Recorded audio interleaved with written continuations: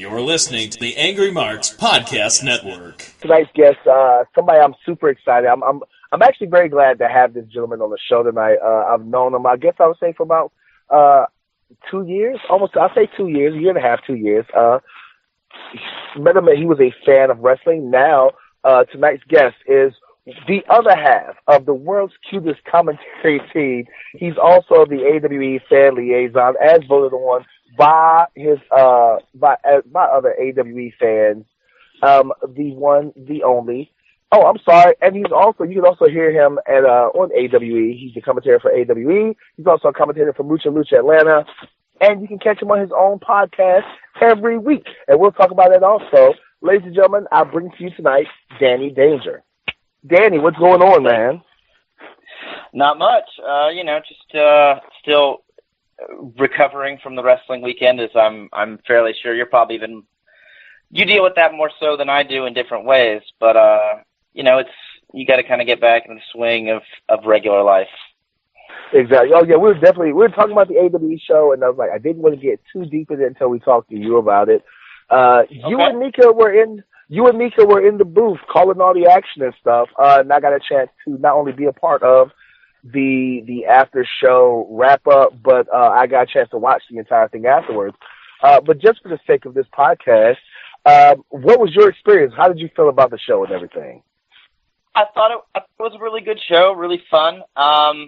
I've noticed the last couple of AWE shows, there's been a lot more newer fans, first-time fans. For a long time, we had kind of the same group of core fans. They knew all the stories. They knew all the background of who's fighting and why. But more recently, we've had a lot of newer fans. So sometimes it seems to take them a little bit longer to kind of get into the show.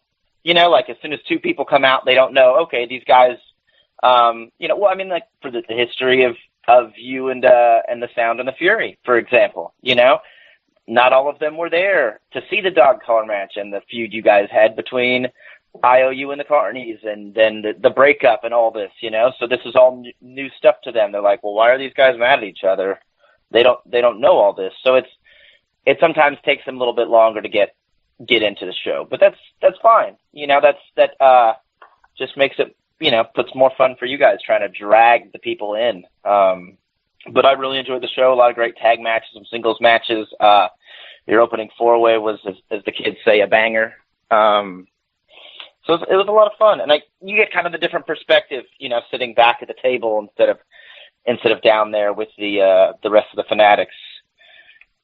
Now, let me ask you this. Speaking about being the commentator and stuff, because when I met you, you were just a fan. You were one of the AWE fanatics and stuff. And I didn't even know that you were at the time was hosting a podcast. What made you, and I'm asking Mika this when she was a guest in the show, what got you into being a commentator? What was your inspiration? How did that all come about? Well, my first couple AWE shows, when I first saw you wrestle before I think we even really spoke. I just came there. I was initially looking for people to kind of go to wrestling shows with, and found a group of people online. We met up at a show, and I started going to every show thereafter.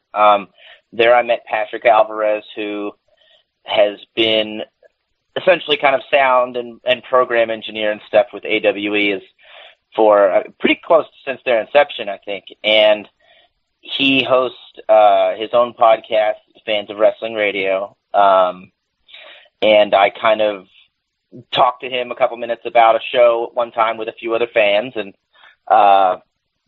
then he asked me if I wanted to be on the show again, and it just kind of came into that, to where I became, that was almost 2 years ago now. And so we've kind of been the core group with that too. And the last 6 months, maybe 9 months, I get my timelines mixed up sometimes. Mika's been with us on the show as availability meets. She's a very in-demand performer in herself.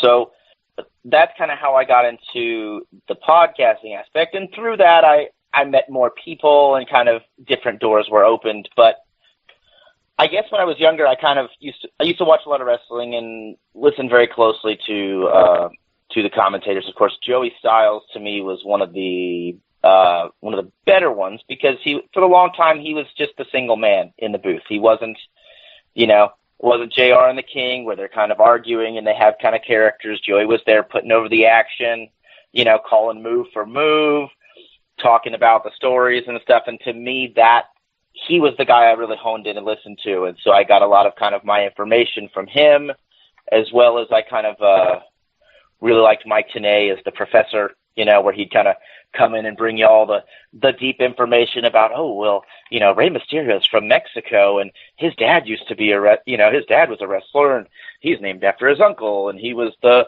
El Calibre in Mexico when he was a kid, before he was given the Rey Mysterio Jr. gimmick, and that means the butterfly. And so, like, all these cool little things to me just stuck in my head, and to me that helped flesh out not just the characters in the ring, but the story as well. I feel when you know more about the person, there's more of an emotional attachment, essentially, to the heroes and the villains. So I kind of dabbled with that stuff here and there. Was kind of doing some many, many years ago back at this place in Fort Valley, Georgia, where they used to, I think they still run in the same venue. I wrestled there a little bit in my younger days, and while I was injured with a broken collarbone, I'd still ride down to the shows with my friends, and they would put me on commentary, but it was over the house mic. So there was no video. There was just me kind of calling moves into the house mic in front of the live audience, which in itself I've always kind of thought was weird, but it gave me something to do, gave me something to be there. They enjoyed me doing it so much that even after I was cleared to wrestle, they were still trying to get me to stay there and then go out and wrestle my match and go back. And I guess it's because of my love and my passion of it, and focusing on the ins and outs and specifics of, the difference between the arm lock and the arm ringer and the different, arm bar, and what makes a suplex versus a brain buster and a clothesline versus a lariat. Like, those kind of little details and things I've always been really interested in. So let me ask you a question, Danny.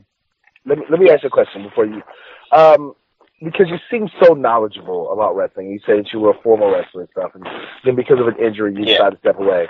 What kind of, because I've asked Mika, and Mika's like a world-class, she's a world-class championship wrestling lady. Me, myself, I'm a Crockett Promotions kind of guy from North Carolina, so it's all about Crockett Promotions. What did you watch growing up? When I was real young, it was, of course, WWF Superstars. Saturday mornings, Hogan, Jake the Snake, Macho Man, those, Ultimate Warrior, those were kind of the guys I really enjoyed. And then I guess I was about 9 or 10. I kind of stopped watching wrestling for a few years. It wasn't the cool thing to do. My friends weren't into it. I got about 15 and got into WCW again, and started watching with WCW Saturday Night. This was 97. So right about the formation of the NWO, a little before that kind of era. So what grabbed me, some of the stars that grabbed me at least were Diamond Dallas Page. I've always been a big Page fan. He's the everyman, the underdog, and to me that he's one of the best at that, of making you like suck you in and feel, that you're right there fighting with him. So it was him and the rotating revolving door of the cruiserweights in WCW. So I guess what kind of pulled me into it was more WCW there, and that was 20 years ago now, and I've pretty much been a diehard, find everything I can from around the world and watch as much as I can ever since. Well, ladies and gentlemen, once again, you're listening to the Wrestling Nerdcast on the Angry Marks podcast. Be sure to listen to us every week as we bring you the best in wrestling and commentators and wrestling fans and interviews and knowledge. And we got Mika Villas. And speaking of her, I'm going to go ahead and pass the mic to Mika because I know she has a ton of questions for her fellow commentator, her partner in crime, Danny. So Mika, what do you have for our guest tonight? It's all right. Danny and I totally look alike. We get that all the time. Yeah. This is weird for me to just kind of to talk to Danny and like really interview because we talk so much all the time. So I'm going to ask you questions that I don't know really the answers to, just because I want people to know and feel, because you clearly come across as someone who's passionate about wrestling. Knowledge is one thing, but it's the passion that is behind the knowledge. So my question is, how much wrestling do you actually watch a week? Because, again, you talked about from around the world. In a given week, how much wrestling do you think you've watched? I honestly probably don't watch as much as most. I guess I more so follow and keep up with what's going on, but part of the thing is my wife's not really a wrestling fan, so when we sit down in the evenings, we're watching TV and things like that we enjoy together.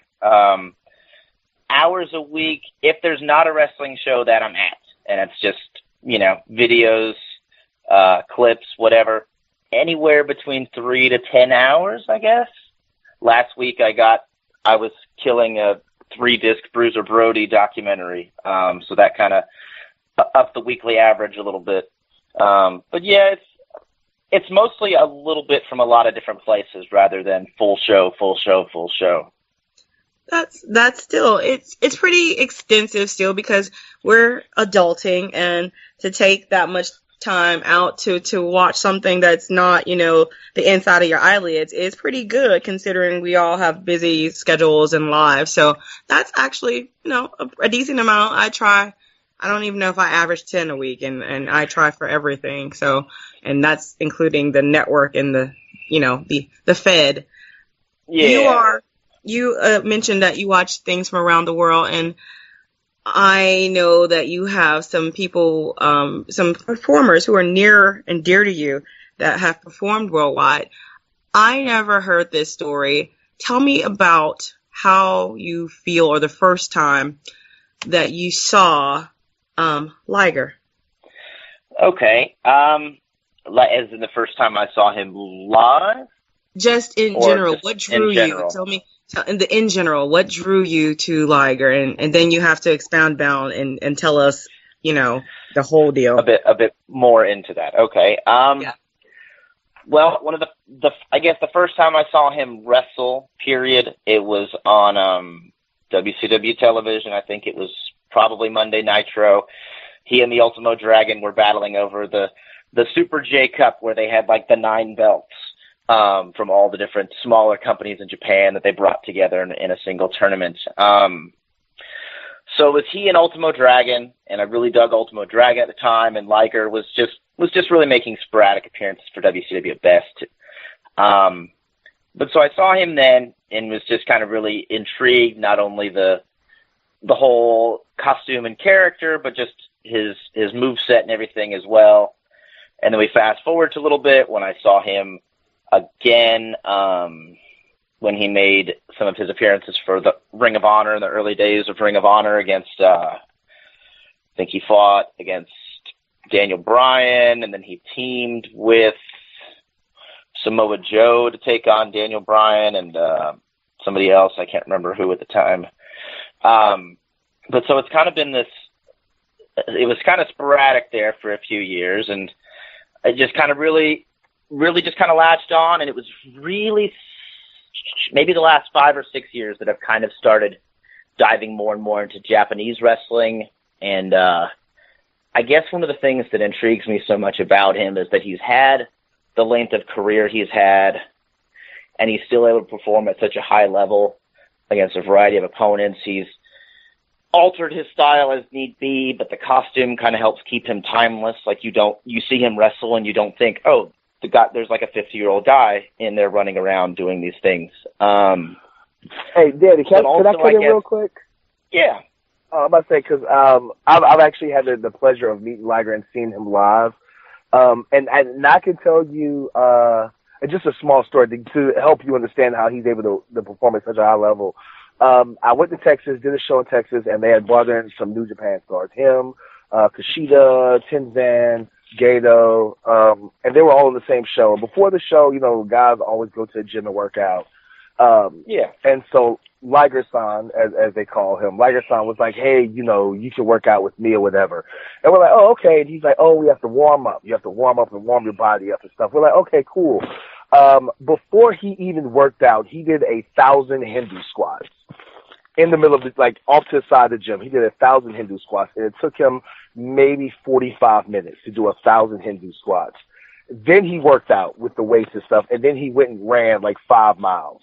And I looked at the guys that we were with, and I was like, we're all starting off doing Hindu squats with him, and around 300, I'm like, okay, I'm done.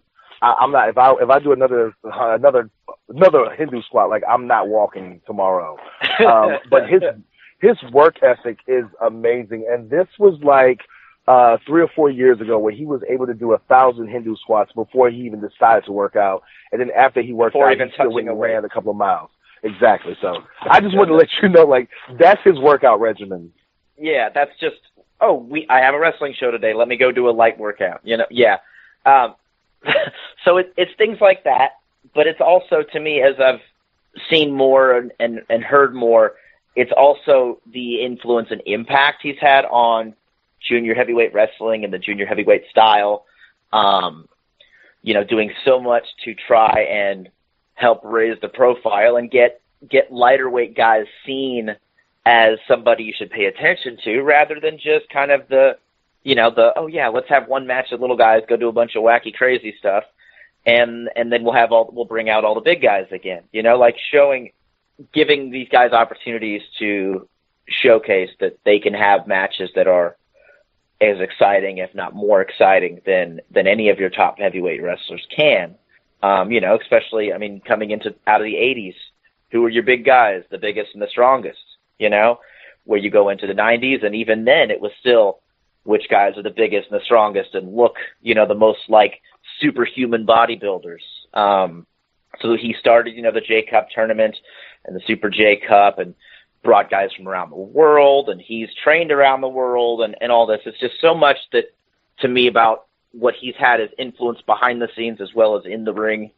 This just kind of instilled my fanhood of him. I've always, in every single match I see of his, I always enjoy it. His music hits. It always gets me pumped. And so I saw him for the first time in person when Ring of Honor brought him to Atlanta about, I guess, I can't remember, last year, maybe? Yeah. Yet again, my timelines get kind of fuzzy. Patrick, it might have been like a year and a half ago. Yeah, maybe. So my wife went with me, and Patrick's like, dude, I need to get a video of your reaction when this music hits and comes out. So my wife took a video of me like getting pumped and excited to see him live for the first time, do his entrance. I met him at the pre-show meet and greet. Mika was there nearby and snapped a bunch of pictures. But several months leading up before that, I started the process of getting a Jushin Liger tattoo. So I have a tattoo on my leg about, 8 inches tall, 6 inches wide, of Jushin Liger. The tattoo had been finished maybe less than a month before I was going to see him. And so some of the pictures I have that Mika snuck from the side are me showing the tattoo to Liger, Liger-san. And so that was really cool, just to show him that and kind of see and hear his physical reaction, even with him under the mask and stuff. But I guess that's, yeah. That's kind of what.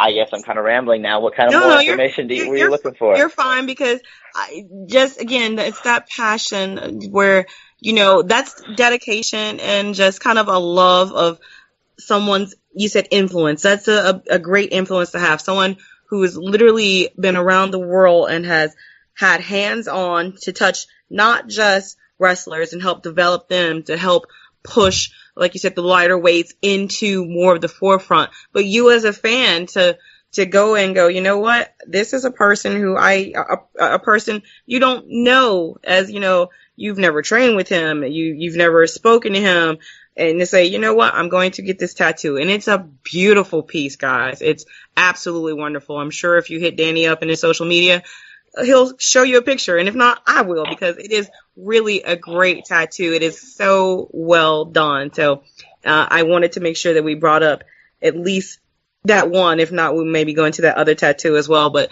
that is a wonderful tattoo. And again, I know your love for Liger. I just didn't know where it spanned from. So that's awesome. Speaking of love, I want to ask you about, because you've watched a lot of wrestling, and you've watched wrestling kind of evolve, and I know that you are a huge proponent of women's wrestling.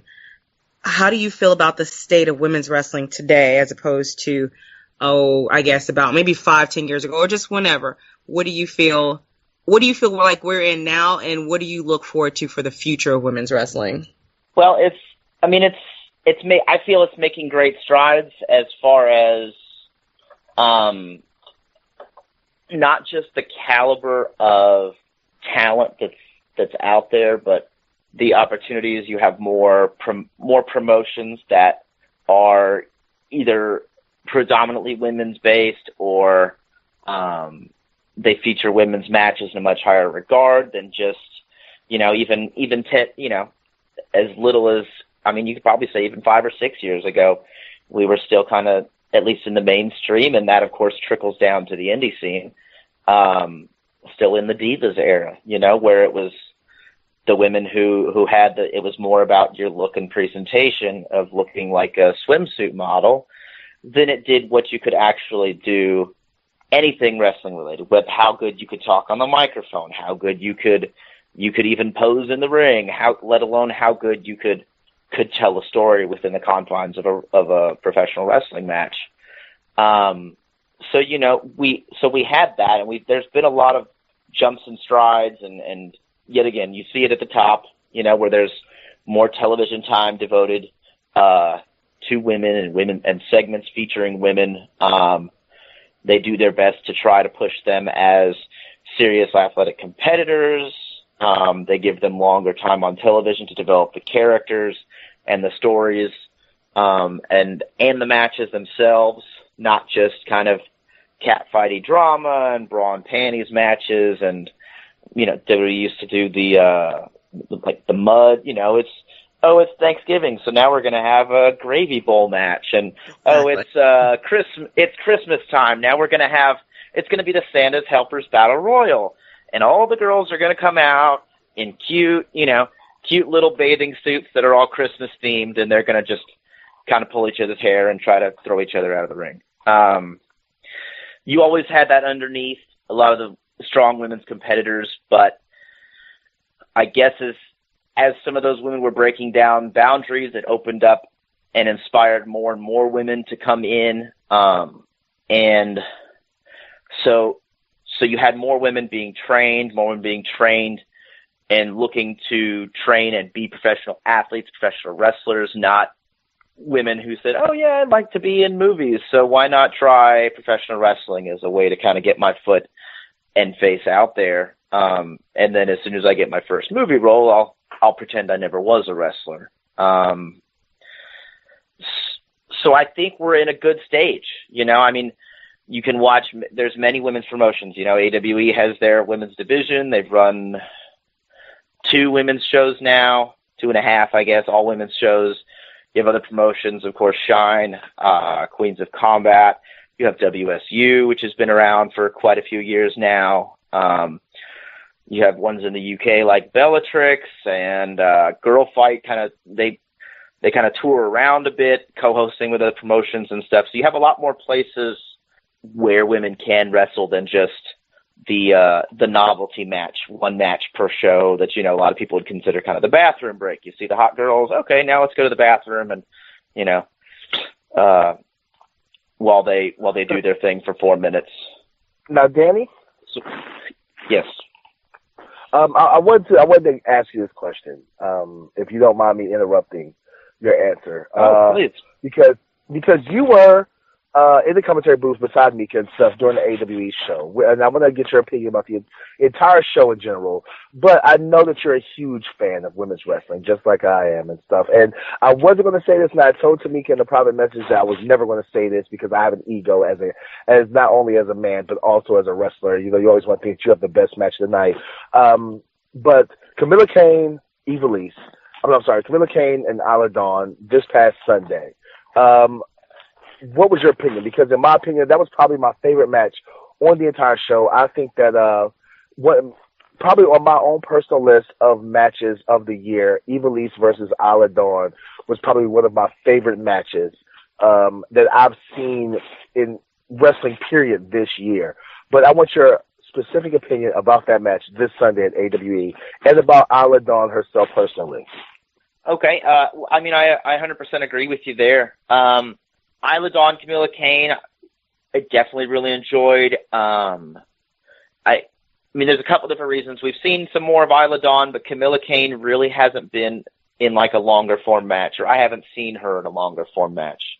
The matches I've seen her in AWE, as well as videos I've seen from a couple places, she's pretty much running through people. You know, it's 3-4 minutes. She's picking them up, throwing them around, and then she'll spear them out of their shoes.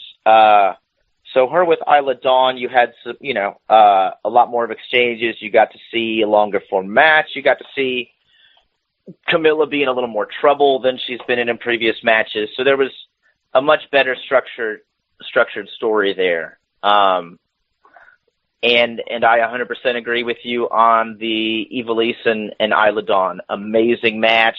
Yeah, definitely one of the best matches I've watched. I definitely seen live this year. Just fantastic action, storytelling, the way they were able to kind of build up. I mean, Ivelisse and Isla Dawn are very kind of similar-ish in a lot of their attacks and moveset. You know, both of them a lot of martial arts base. Isla Dawn more kickboxing, and Ivelisse kind of a more hybrid MMA style with a lot more submissions mixed in. So there was I really did enjoy that match. I've watched it a few times, even since they put it out on YouTube. But Isla Dawn is a fantastic talent. She's somebody who's, I guess she's been wrestling maybe 3 or 4 years, primarily kind of in Scotland and the UK, and she just kind of started making excursions to the US. And with her a few appearances at AWE, she's starting to go other places. She was up at the, I think she made an appearance for Dojo Wars. Then she was in the WSU King and Queen tournament, which is, it's a big thing, especially to make your debut in a company, in that kind of bigger tournament style like that.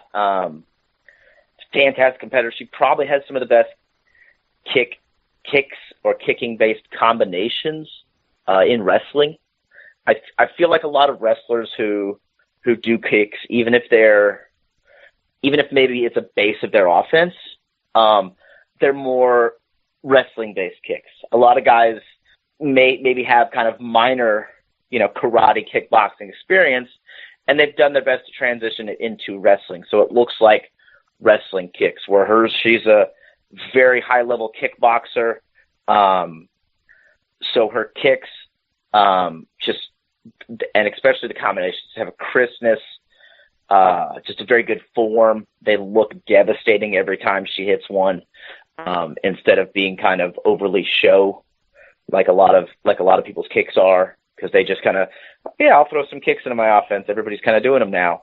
I remember I told her pure form. I remember I told her this Sunday that with the exception of maybe Chip Day, she probably has some of the best kicks, not only in AWE, but in professional wrestling. And that's no slight on Chip Day whatsoever. But her kick, like you said, her kicks and her combinations are just so clean and so crisp, and it looks like any one of her kicks, just like Chip Day, could legitimately knock somebody out if she really wanted to. Yeah. Is that about where you're getting at? That's pretty much, yeah. It's that's the thing. It's that, I mean, and I know I've seen videos of her training, and I know who she, at least who her main training partner is now. I don't know how long of a base she has in kickboxing, but knowing that who she trains with now kind of also explains some of her skill level there. But she's also got a good foundation as far as training in Scotland, training with Nikki Cross and Killian Dane, as they're now known in Sanity. Scottish scene, the UK scene's really picking up all over the place, women's wrestling and men's wrestling. You're getting a lot of good people coming out of there. That's, WWE did the UK tournament there, and as we see, they're bringing more. They brought several women in from the UK for the Mae Young Classic. It's just kind of one of those places that was kind of a sleepy little hole that nobody was paying attention to, and all of a sudden they get a bunch of eyes on them, and everybody sees all this great talent they've had in there for years. They're just kind of opened up the floodgates, and you see all these people coming out. Now, speaking of great talent, we've definitely got to talk about AWE in this past show, 8 weeks later. Give us a quick synopsis, your feelings, moments and matches that stood out to you, including the opener, that 4-way opener that was super awesome. Do not talk about the opener. Please skip the opener. No bias whatsoever. I actually want to talk about the question I had was in our post-show interview when Mika gave you the third degree. I thought if I asked that kind of question to you, you might hit me or choke me. So she asked that, and I was like, maybe I need to take a couple steps back. When she's like, why? What the hell kind of problem? What the hell's wrong with that? Like, I was like, I want to know why you decided to give him the third degree on that. Why you came at him. You attacked him. Thought he was your friend. I don't feel that as a friend, it should stop me from asking those hard questions. Those questions were some that anybody sitting at home or in the audience would ask. I stood there, and the look on his face, I was a little fearful of my life. And thanks, Danny, because now I know I can't hide behind you. You'll run for the hills, too. But, I really felt that I was doing my job as a reporter, so to speak, as someone who is close enough to the action that I should be able to ask a question. And, if I got to take a hit for it, then, so be it. I wouldn't be the only one with a puffy face this weekend. That's all I'm saying. Well, that's true. And that did, you did kind of dig in there, so he was able to spit out more. So for a lot of the newer fans who may not have been along for the entire journey, as to why he and Joe have been at odds for so long. But it just seemed like you came at him kind of aggressively and comedically so. So I just wanted to bust your chops about that. It was the alcohol, okay? I mean, AWE, adult shows, there's some alcohol, and people like to give your commentary girl a drink or two. So, maybe the alcohol left me feeling brave and a little brazen. So there we go. Long hugs and hard questions. That's what I'm all about. That's it. Now, but okay. Besides the opener match, well, like some of the highlights, things that you remember from the show, things that really stood out to you and stuff that people that don't go to AWE or people that may listen to the commentary may want to watch out for. Well, so I've always been a fan, of course, of women's wrestling, but I've always really enjoyed tag team wrestling. And for the longest time, I felt WWE kind of really neglected tag teams, and then to an extent they still do. But so there were a lot of strong tag team matches at this show. Of course, you have the Carnies, which easily one of the best tag teams in the country right now, just on so many levels. In the ring, their character development, they got the merch game pretty much down on lock. But so getting to see them against pretty much anybody is a treat at this point, especially because they're so in demand that it's harder and harder to see them at your local promotion because there's so many people wanting to see them. And so seeing them, against a team that I hadn't seen team before, Billy Brash and QT Marshall, and they may never have teamed together before. I'm not 100% sure on that. I'm kind of new to Billy Brash a bit, so I don't know his whole history. But so that was a lot of fun. And then you had 4 great teams in 2 separate matches. You had the Ugly Ducklings against the Submission Squad. Was a whole lot of fun. I was telling a friend of mine who wasn't at the show about one of the opening spots where Evangelistico Pistol Danger brings out the Nintendo, the plastic Nintendo gun from the original Nintendo, and starts pointing to the ducks, and they all start freaking out. You know, he's like he's going to play the game Duck Hunt, basically. And he shoots both of the ducks, and they take it and fall down, and he shoots Coach Mikey, and Coach Mikey falls down in slow motion, and then he like runs around and goes tries to pin him. But I just thought it was funny that he pulled a gun, and like even the crowd was like, "Oh no, quit you do it! Don't go! No, don't do it!" So that was a lot of fun in the match. They're just really talented in the ring, and yet again with the ducks especially, there's a lot of character development. They know how to play to adult crowds, they know how to play to family crowds. And also the Gymnasty Boys versus the Workhorsemen. Gymnasties are known for being kind of funny, but they didn't have an opportunity to be funny because that was a fight. It was a dirty fight. Workhorsemen are rough dudes. They come in there and they bring it. And probably one of the other big spots of the night was when, after Timmy Lou Retton hit his shooting star press, on James Drake, they went for the pin. It looked like they were going to have the win. Anthony Henry climbs up on top and decides to double stomp the referee to break up the pin. And then they continued the assault on the Gymnasties. They continued to beat up the ref, getting themselves indefinitely suspended in the process, as well as, of course, the disqualification from the match. So that was just kind of a wild scene there, a wild fight. I really like Darby Allin a lot. He and Adrian Armour definitely put on a good match. Adrian, despite my feelings about his tactics and choice of friends, I think he's one of the best young talents in the Southeast. I'm really kind of shocked and surprised he's not a lot more places, so I don't know if what the reasoning might be behind that, but I think he's got what they would say, all the tools, size, speed. He's got a passion for it.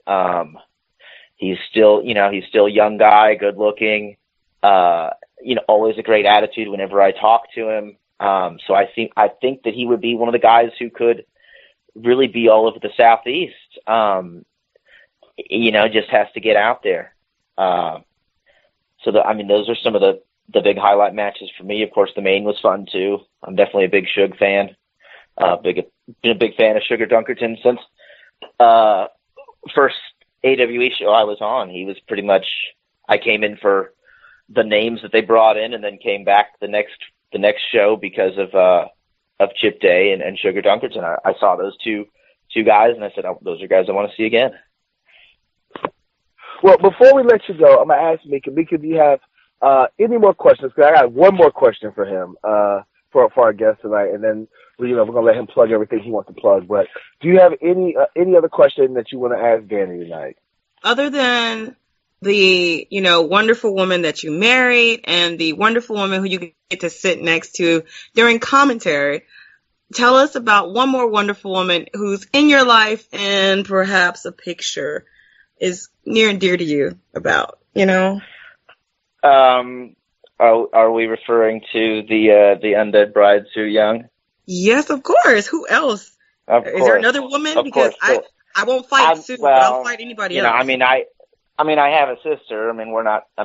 Sue's cooler than my sister, but I have a sister.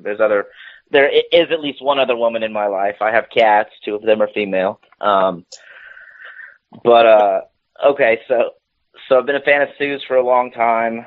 And yet again, similar to Liger, it's the character, it's the presentation, it's making yourself a unique commodity within the wrestling world, doing things that other people aren't. It's as far as from curtain to curtain, she's in character the entire time. Everything, body motions, movements, how she walks, positioning, the moveset, her selling, all these different things to me are unique, and you put them all together, and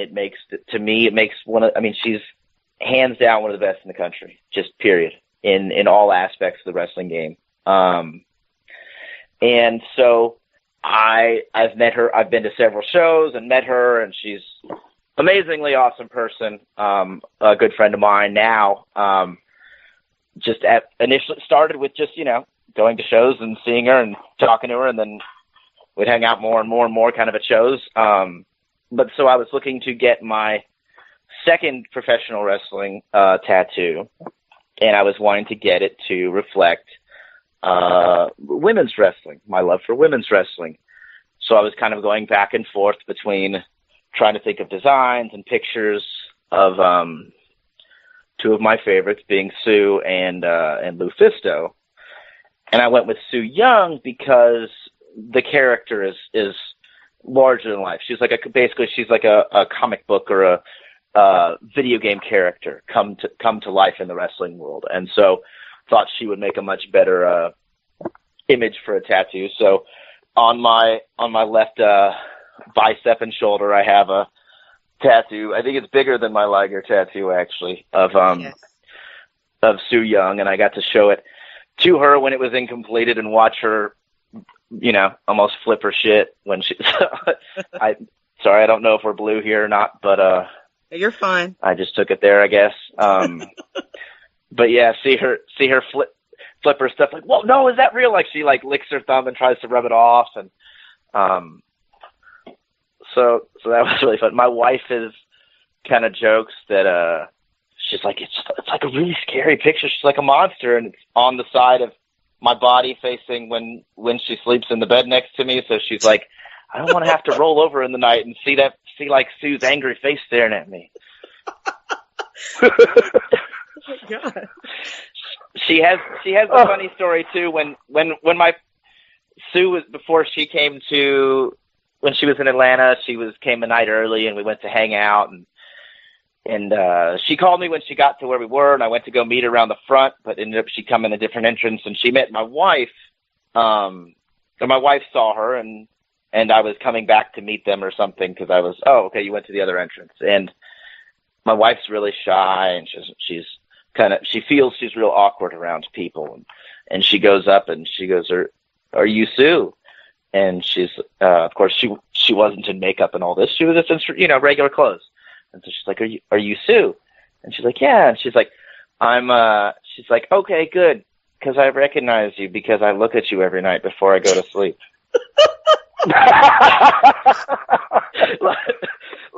And then she was like, oh crap, that's sounds like horrible stalker stuff. No, like I'm Danny's wife. Oh, okay. Like the tattoo. Yes. But yeah, she likes to tell people that story about how she was just like, because I look at you every night before I go to sleep.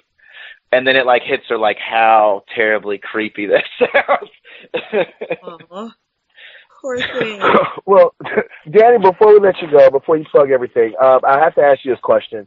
If it wasn't for my esteemed co-host and your esteemed co-host that we share, I guess we have joint custody of Mika. If you could call a show, if you had a chance of sharing the commentator's booth with any other commentator in the history of professional wrestling, past or present, who would it be? Past, I mentioned that Joey Styles was the first one I really enjoyed, but I also really enjoy Corey Graves' stuff. So being that I know that he's still active, I would think Corey Graves. I just like the way he picks things apart and his insight. And he just looks like he'd be a badass dude to hang out with. So I'd have to at least, going with present, I'd go with Corey Graves on that. All right, well, Danny, I wonder about the past. You got any past? Well, past it'd be Joey Styles. To me, a lot of you get into the older guys, and they were calling it by themselves. It was a different type of calling. You were calling things in a different way, a different structure. Focusing on different things. The matches were structured different and all that. So I guess I don't know if I would have. It would take a little bit more of an adjustment period for me calling, say, matches, from the 70s, or something like that, than it would be calling professional wrestling matches today. Well, Danny, like I said, I know our time with you has run short, but go ahead and let us know all the cool places that we can catch not only you, but also, Mika Villas, a.k.a. the world's cutest commentary team. Where can we catch you guys in action? You can catch us this coming Sunday, October 1st. We'll be in Cornelia, Georgia at I guess they call it the Landmark Arena now. It's where NWA Wildside was and Anarchy and all this, but it's a Janie Strong. It's a benefit show. Janie's a 3-year-old girl who is battling leukemia. She's going to St. Jude, so all the treatment is paid for, but her family, her parents and stuff are missing a lot of work and all this, having to be there at the hospital and take her around places so much. So the show is to benefit her and her family, just to help them keep the lights on, that kind of thing, as they're not able to work, as they're caring for their young girl who's going through something so traumatic right now. So that will be Sunday. It's a benefit show in Cornelia, Georgia. I think tickets to the door are $15. You have a lot of local people, as well as A.R. Fox, Darby Allin, Anthony Henry are also all announced. It'll be all the proceeds going to help Janie and her family. Then on October 8th, Mika and I will also be calling the action again at MLA Worldwide. That's Mucha Lucha Atlanta. I think they've sold out of all reserve seating, so now it's just general admission is all that's open. The main event is the Mecha Wolf, who was formerly Mr. 450, versus Roosh versus Caristico. Roosh is the founder of the Los Ingonables stable that they made the Japan and Naito and stuff in New Japan are of. Caristico was the original Mystico and Sin Cara in WWE. Now that role's being played by somebody else. So that event, you have those stars there, as well as some of the other usuals. They bring in Dragon Azteca Jr., Phoenix. Those shows are always a lot of fun. They always pack the house. It's kind of like I like to tell people who haven't been, it's kind of like a Mexican street party, like a barrio party, and there just happens to be a wrestling thing there. Yes. We've heard about the tacos. They're cooking tacos 50 feet from the ring. They just kind of play a song or two of dance music in between, like, matches sometimes. Like, you'll hear music and you'll kind of look to the entrance, waiting to see who's coming out, and after a minute you realize that it's Thriller and there's nobody coming out. Okay, cool, we're just going to play some songs and dance, and there's clowns making balloons for people, and there's people giving away samples of tortillas and stuff. Like, it's just this humongous party. I think last show they had over 1,600 people in this little nightclub in Norcross, Georgia. And so definitely check them out. It's a whole lot of fun. It's a different kind of experience of a wrestling show, which to me as a fan now is becoming more and more about the live wrestling experience, not just watching the matches per se. Because if I want to watch matches, I can watch the best matches from around the world without leaving my desk. I open up my computer and I can see Japan, Europe, Mexico, anywhere in the United States, any wrestler I want to in the history of wrestling at the push of a couple buttons. So it's the live wrestling experience, the whole show, everything that's going on. And Mucha Lucha Atlanta is fantastic at doing that. As you mentioned, Mika and I are the full-time commentators for Atlanta Wrestling Entertainment and Roar. They'll be bringing back the Four Corner Wars online show, as well as we're looking to record a bunch of commentary for the show backlog, put a bunch of those together to do a video on demand, put a bunch of those up on a service or a site of some kind. It's mostly kind of want to get all the footage and as much as we can together, but I think that's the future plan, is to put as much as we can onto VOD, so that everybody can finally see those shows in their entirety, from back in the quad when you first started there at AWE Huck to, up to stuff we did just this past Sunday. I'm on Facebook and Twitter. I'm much more of a Twitter guy. I post a lot more on there, at Danny FN Danger. Facebook, I'm Danny Danger as well. So find me, friend me, follow me, come see Mika and I at shows. We always love getting together and just talking with fans. We like it more when you buy us beer. So definitely come out to the shows, support wrestling from the top to the bottom and all the way around. That's what we're here trying to do ourselves, in whichever ways we can contribute and make it better for everybody. All right. Well, thank you once again, Danny. And first of all, you didn't even plug your podcast, man. Like, what kind of friend or podcast host would I be if you didn't get a chance to plug your podcast? So go ahead. That's true. So it's the Fans of Wrestling podcast, FOW Radio. We're at FOW Radio on Twitter and Facebook. We're on Podbean as our host server now, but we're on Stitcher, iTunes, TuneIn, Google Play. I think we're working on that. The Google Podcast Player. But it's either be under Fans of Wrestling or FOW Radio. We do the main show once a week with myself, Mika, as she's available, and Patrick Alvarez.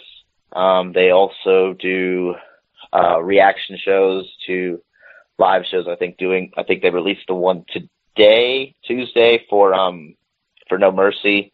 Papa Hales and Matt Griffin also do a periodic show, Talking Graps. I think they're looking to bring that back on a more regular basis. If any of you know Papa Hales, he's got some of the wildest and craziest stories of, 60 years of being a wrestling fan. So those are always kind of a lot of fun just to hear his take on a lot of things. So that is us, the Fans of Wrestling. There we go. Well, thank you once again for being on the show, Danny. I definitely enjoyed it. I enjoyed learning and getting some backstory about you and learning about you as a person. Obviously, Mika knows a lot more about you than I do, but thank you for being a guest on the show, man. And I'll guess the next time I'll see you will be October 22nd. Yeah, probably so. Yeah. We'll definitely see each other then. Probably interact on Facebook or something in between here and there as well. But yeah, thank you again for having me. It's my first time being a guest. It's weird answering the questions instead of asking them. But thank you again, and yeah, I'll talk to you both really soon. Bye, D. All right, man. Have a good night. Thanks, guys. All right. Mika. Yes. How's it feel interviewing now your fellow commentary partner? It's weird. I kept here's my, you're gonna laugh at me. It's like my wrestling husband Danny and you're like my wrestling boyfriend all together in one fatal swoop. So it's just so funny. I'm like tennis match between the two of you. Like, oh my gosh, don't make me choose. We have joint custody of you. Oh my gosh. I'm gonna have custody of myself just to make it even. I can't split myself in half, boys. I mean, it'd be fun, but it wouldn't be fun for me, okay? But no, it was great. I mean, like you said, it's weird when you are on that side of the question asking, and it's a little like, oh crap, I gotta answer a question now. So I know how he feels, but I'm glad he was able to, kind of share his experience and his actual true love for wrestling. I'm going to ask Kev, what do you think about, having a commentator / former fan of wrestling or longtime fan of wrestling on the show? What did you think about the interview, Kev?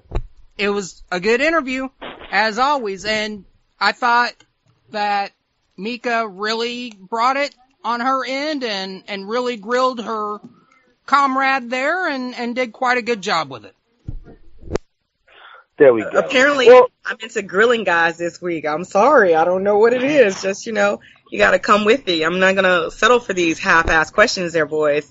I just came across a comment from somebody on Facebook a few minutes ago that kind of gave me a laugh. And it goes along the lines of, what the hell happened in 2017? When did men become all the whiny bitches and women suddenly become ruthless?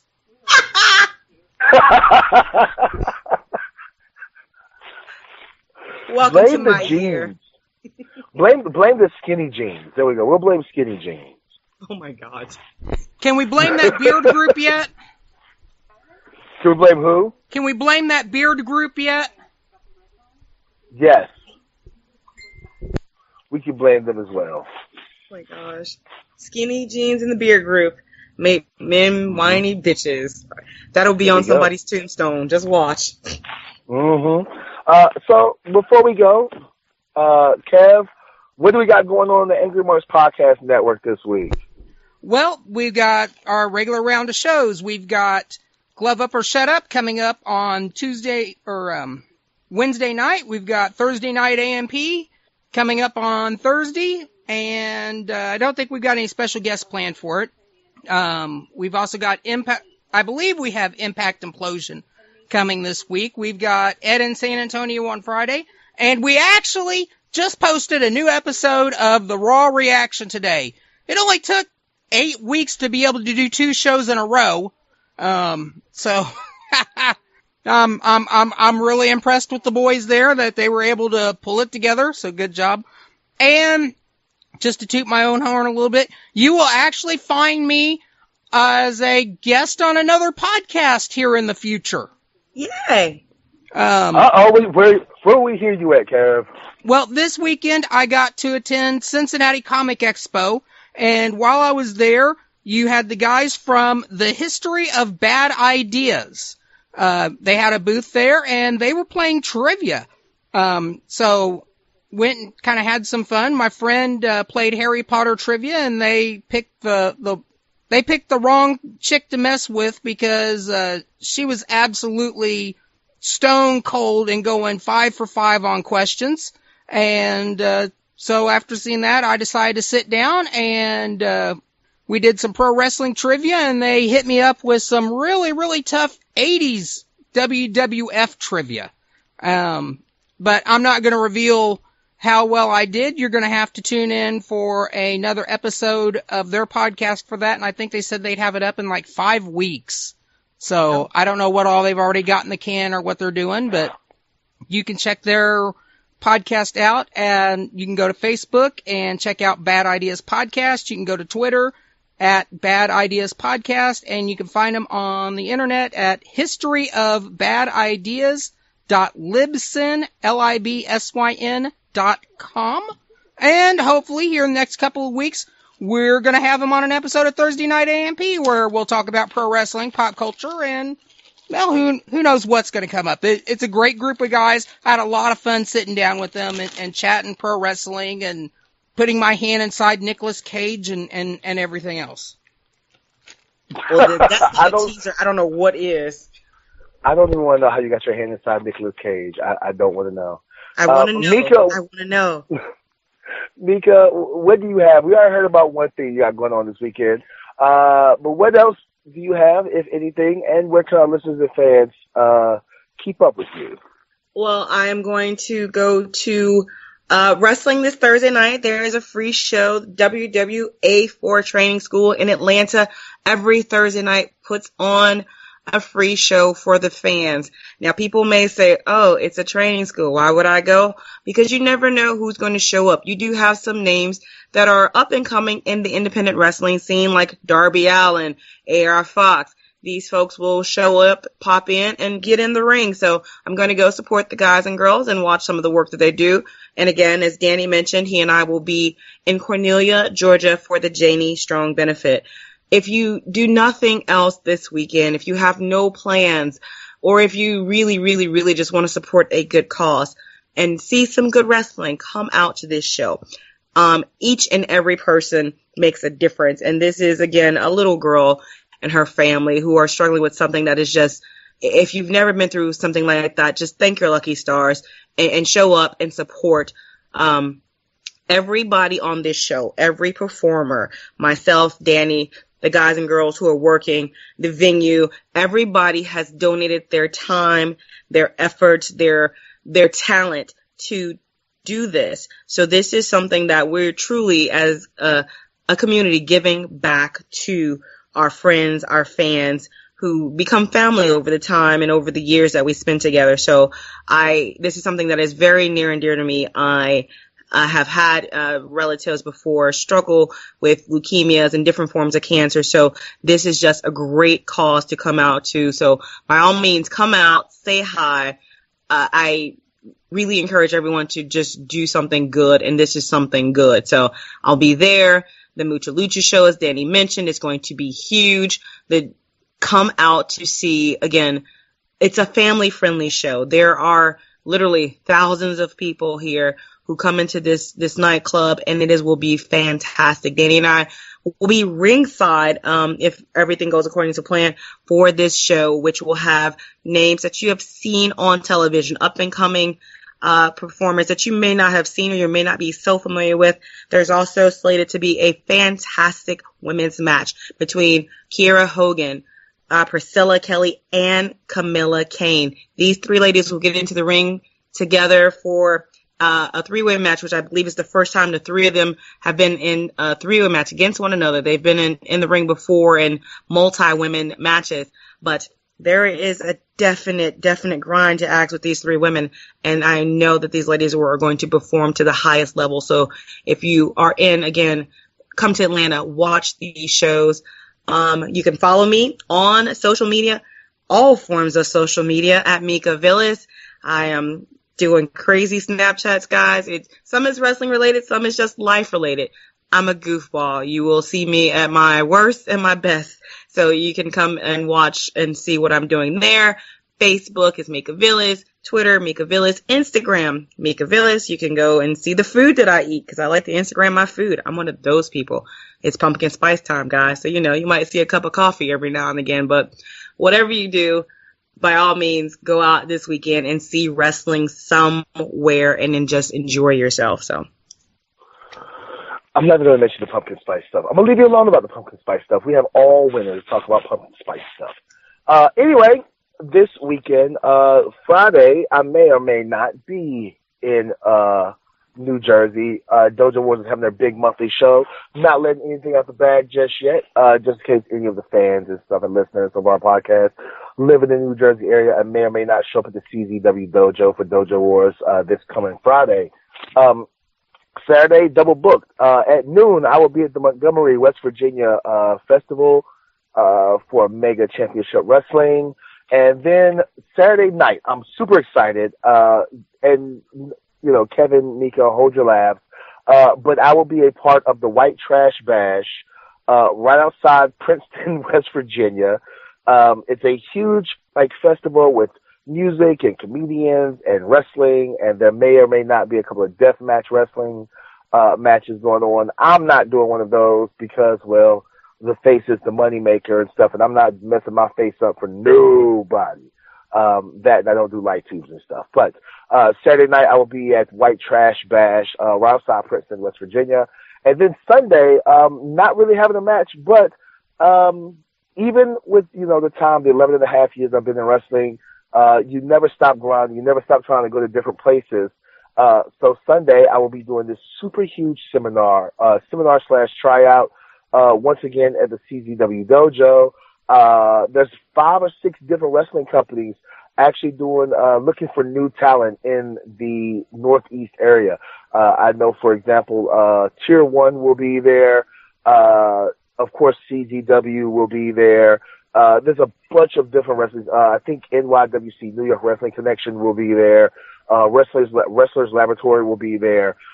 It's just a bunch of different wrestling companies, all getting together doing a seminar / tryout right there at the CZW Dojo. It's a good place to go. And if you want to go work in the Northeast, New York, New Jersey, Delaware, Rhode Island, et cetera, that's a good place to be. If for nothing else, get your face seen, make some connections, get some really great feedback, not only about your in-ring work, but about your gimmick and your character and stuff. So that's where I will be at this weekend. For that and all else, and maybe, you never know where I might pop up during the week. Or if you just like my bus stop selfies with me and my kids, follow me on Facebook, William Huckaby, Instagram, William Huckaby, on Twitter, WA Huckaby. Make sure to follow this podcast on Facebook, Wrestling Nerdcast, and follow us on Twitter, WNerdPod. That's WNERDPOD.